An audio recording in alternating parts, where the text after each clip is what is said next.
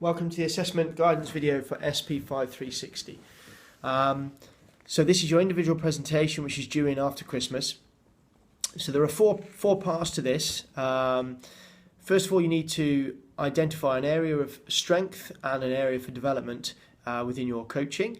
And very important, this has to be in relation to your interpersonal knowledge. So if you've engaged with the module, you'll know what I'm talking about. Your interpersonal knowledge or interpersonal skills, your ability to build relationships and to set different climates, your communication skills. If you haven't engaged with the module, then you're going to have some reading to do to prepare for this. Once you've identified those two areas and given some detail around that, you need to provide some evidence to back that up. So that might be video footage that you've recorded on a Friday. It might be voice recordings of feedback that you've made after sessions.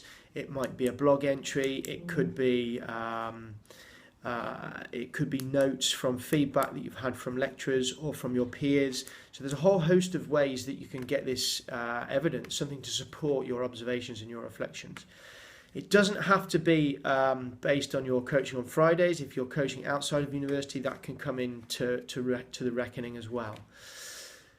You need to engage with some academic literature. So if you decide that your area for development is your ability to set a motivational climate, for example, and this is something you've been working on, but you recognise it needs to continue being developed in your performance, then you might need to, you would need to read some literature around creating a motivational climate and refer to that in your presentation as a way that you've accessed literature to develop your performance. The final part of the assessment is to provide an action plan. So based on your strengths and your areas for development, how are you going to go about changing in the future? So it may be that you choose to focus on your strengths and continue to develop those. It may be that you've highlighted an area of weakness and you build that into your action plan. So essentially there needs to be those four parts to the assessment. It is a feedback loop. If you highlight your area for development, you talk about the evidence, you then provide some literature to support development of understanding, and then your action plan.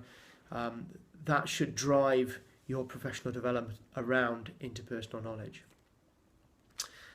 There are some resources on Moodle that will help you further. Thanks very much and good luck.